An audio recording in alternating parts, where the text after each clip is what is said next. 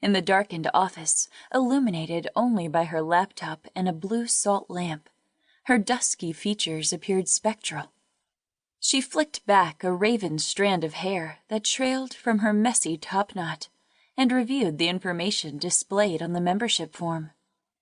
She was one click away from stepping into a realm where her every fantasy and desire could finally become reality. At first, it was simple curiosity that led her to browse a variety of spanking and discipline sites. Though she expected to be shocked and aroused, what she discovered actually surprised her. It was far more than titillation, but rather glimpsing into a world veiled in seductive mystery. For Michaela, it had become a journey of self-discovery. She was far from isolated in her attraction to the world of discipline. Browsing forums and chats had revealed members from all walks of life, all races, all ethnicities and sexual orientations. Conversations broached every subject and were often graphic. And it wasn't unusual for her to spend hours reading and responding anonymously. Of course, some would call it obsession, but perhaps it was time for the real Michaela Jerome to step into the daylight and proclaim her true self. But who was that self? Who was she becoming beyond the sultry mixed-blood face she gazed at in the mirror? A passing car distracted her. She glanced at her phone. It was barely 7 and already dark. The days were growing shorter, and brilliant fall colors cast the streets in shades of glowing embers. Autumn was her favorite season, but not even the prospect of Halloween haunts, pumpkin spice lattes, or costume parties excited her anymore. She sighed.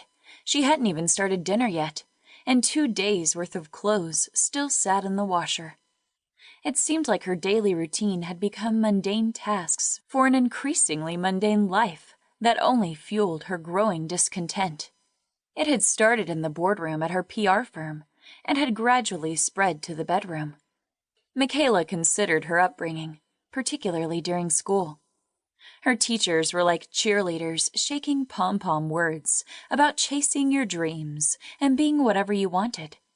Looking back at her graduating class, some had gone on to acquire those dreams, but most had settled for more traditional routes. Of course, it was inevitable. Optimism had a way of caving in to stark post-university reality. Dreams? What dreams? There were bills to pay, a living to make. Michaela had always dreamt of traveling the world as a writer, but as time went by, her dreams gathered the cobwebs of missed opportunities and disappointment. The diamonds from her engagement ring glinted with cold fire. Set with a 2-carat marquise stone framed by a row of smaller diamonds, the gems attracted more than a few envious glances. She stared dispassionately at the miniature light show. Diamonds may have represented eternity, but to her, they only fueled her doubts about her relationship with Ben. She glanced at the light flashing from her phone, charging beside the laptop. Most of the messages, no doubt, were from Ben. Though she was tempted not to check, she scrolled through his texts. She read the last one with undisguised satisfaction. "Sorry, babe. Thought it would be a quick beer with Phil, but now he wants to talk over dinner. Should be home no later than 10. XOXO. Michaela typed in a quick reply. "No worries. Having an early night. See you later. XO." She smiled. Now she could relax. She knew Ben's boss very well. Phil Kramer was a consummate talker, enamored by the sound of his own voice. Ben would be lucky to get home before midnight. A 30-something overachiever, he'd become quite the ladder climber, to the point where he'd scaled the corporate equivalent of the Matterhorn. He thrived in the high-pressure world of finance, while Michaela inwardly languished in the world of PR. She was talented enough at her job, but had become increasingly bored.